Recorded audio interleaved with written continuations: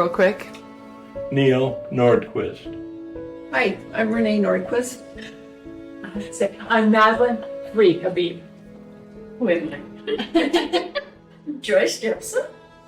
Ron Johnson. I'm Daniel Anderson. I'm Denise Anderson. My name is Cheryl Bisker. Sister Isla Larson, and this is Brother Bruce Larson. I am Alan Miller. And I'm Anna Miller. Guy Schissel. This is my wife, Karen Schissel. I'm serving as the president of the Bismarck, North Dakota Temple.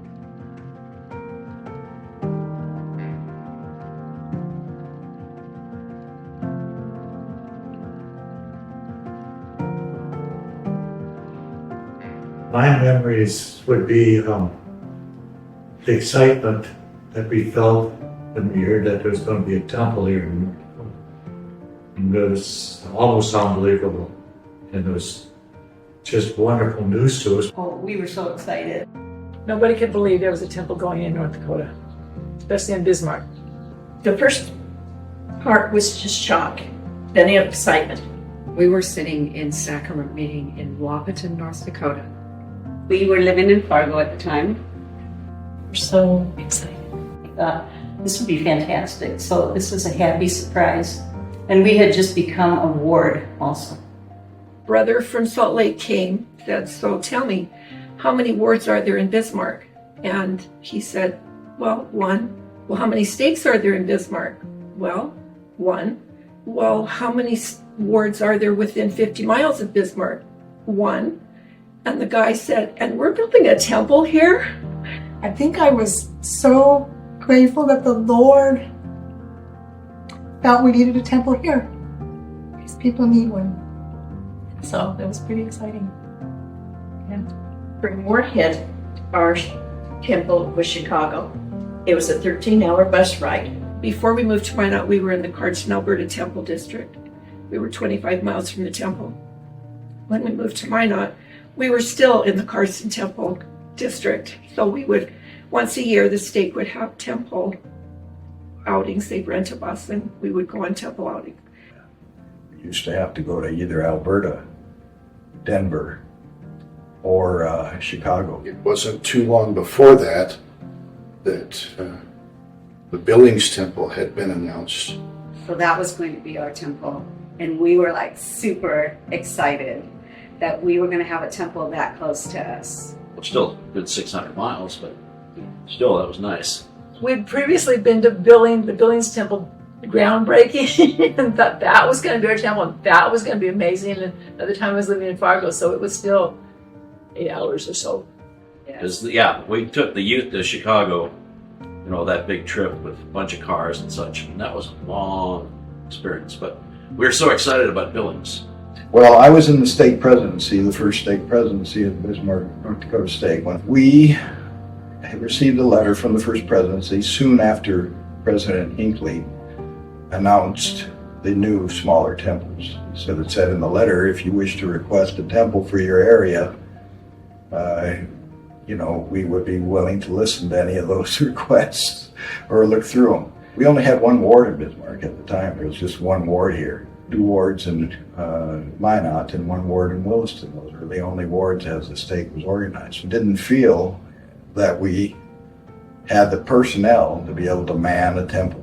And so we didn't have the faith. I'll take that straight out. We didn't have the faith. Not long after that, though, we received a request from the temple department. They wanted to come and look at this piece of property here. It was right next to the chapel, or the church had come to them and said, we have that property there, we want you to kind of sell it. So they asked the local leaders if they think it's good to sell that piece of land. But they always said that when they prayed about it, they felt they should hold on to that piece of land. And so they did. Our son-in-law, Chris, was on his mission in Italy at the time, and he said, I remember translating General Conference and saying Bismarck, North Dakota when he announced it, and having to ask the person I was translating for if I had just said Bismarck, North Dakota, because, he was just translating away, and then all of a sudden he realized, wait, Bismarck, North Dakota, that's my state. We're there for that Billings groundbreaking, figuring that was going to be our temple, and yet they announced the Bismarck one and build it and finish it before Billings was ever finished. Bismarck didn't have a winter to speak of compared to the rest of the state. We were living in Wahpeton, and North Dakota's pretty cold, especially on the eastern side of the state. It gets pretty cold. Bismarck, rarely was it getting cold. Now they had the whole work site covered with plastic, so work was going on inside them. The construction was so fast. The temple was built in 11 months. I think there's maybe only 2 temples that they started groundbreaking and finished in less than a year. And this was one of them. One of the neighbors was filming one day. While he was filming, the covering that was over the temple came loose and blew away to see the unveiling of the temple when that shroud of plastic came loose and was blown away from the temple. So I drove out here to Bismarck for the groundbreaking. A lot of people were here, and it's just crowded. And Just all the people. Yeah. Couldn't see anything because of all the people. And I took a bunch of pictures, and now I recognize people in the pictures that I didn't know because they lived in Bismarck and we were in Fargo. We had no idea who they were. And some other people that once we moved here said, "Oh yeah, I know you." So that was kind of fun. And I was on the hospitality committee, so I was in charge of the food for the open houses and to feed President Hinckley and his group when they came. when we came to the temple dedication, we used to go to church in Watertown, South Dakota, and we lived in Corona, South Dakota. We made the trip up here special for it. President Hinckley was our favorite. Sense of humor, he's so kind, and just a person that you wanted to be around and learn from. So we wanted to see him. And I remember I was able to get a ticket to the dedication, and that was pretty exciting. He was just the most humble man. You know, it was absolutely beautiful just to be in there with him. Okay, that was really cool. I mean, the feeling that we had in the celestial rooms, just, wow. It's hard to explain. You know, he really couldn't even talk. That was such an emotional experience. As Renee was to play the organ, she got invited or asked if she could practice on the organ the night before. And somebody from the temple department came and said, "Here's where you're going to sit." And he said, "Okay, Brother Rasmussen here, Sister Rasmussen here, Brother Nordquist here, Sister Nordquist here." And I said, "I don't have a ticket to be in the celestial room." The guy said, "Nope, you're here." So I've always joked with people that it's my wife that'll get me into the celestial kingdom. She got me in the celestial room that day. So I was the bishop in Fargo, the second ward.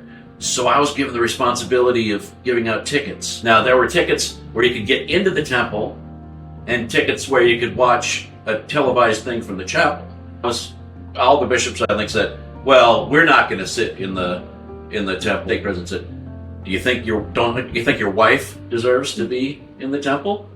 Okay. They were seated in one of the ceiling rooms. All of a sudden we hear this voice and we turn around and there's President Hinckley waving at us. "Hello, everybody." Lila Ansero had made a real pretty shawl and put it under Sister Hinckley's chair, and so she had that on. A second session, I was in the kitchen in the church washing some dishes, but we were playing it on the intercom. And President Hinckley started talking, and he said, "Do you have a glass of water?"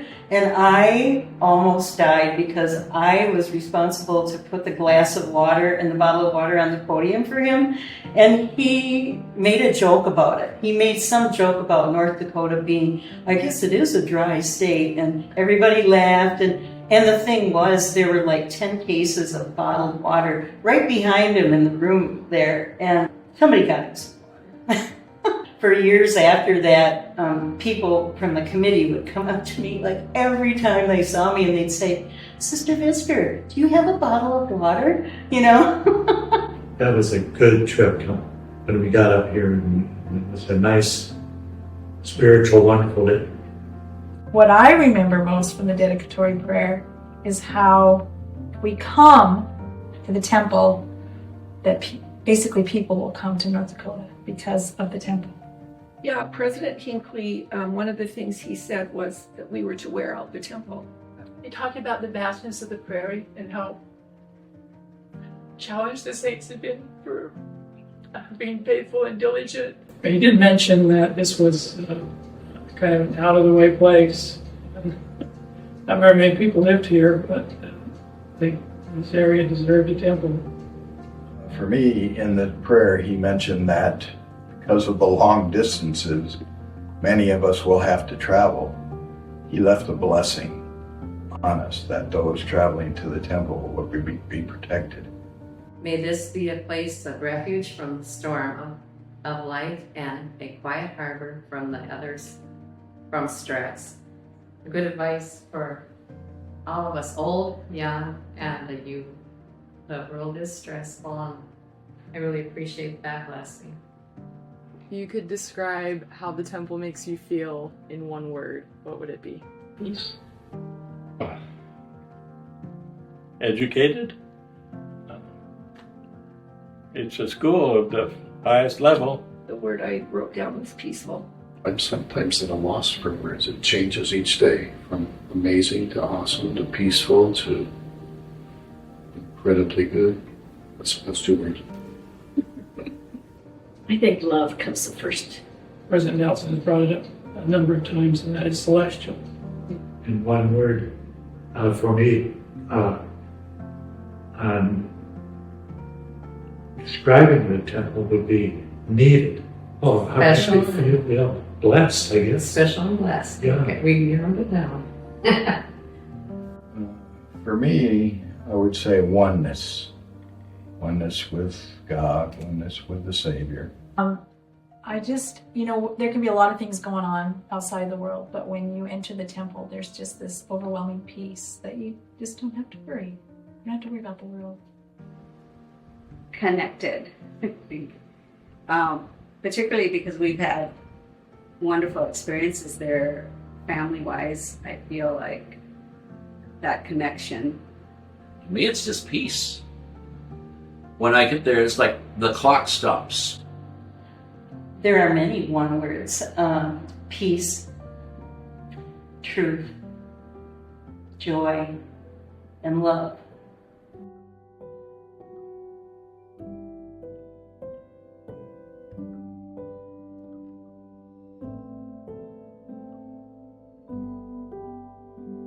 I never thought that I would be called the president of the temple.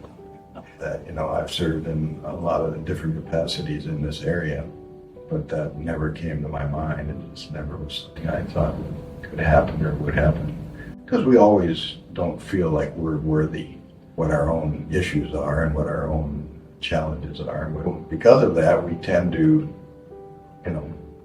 put ourselves in a certain category of where we might think the Lord would want us to serve. So to give us this opportunity, even believe that we feel that we were capable of being called to this call, strengthened me tremendously and made me realize each and every one of us have something that we can do in the gospel throughout the world, wherever it might be. So whether we serve a mission, I didn't serve a full-time mission, so I had a lot of experiences that were mission-like experiences in my life. And this is just one of them to be able to serve here. So to me, it's just a great privilege.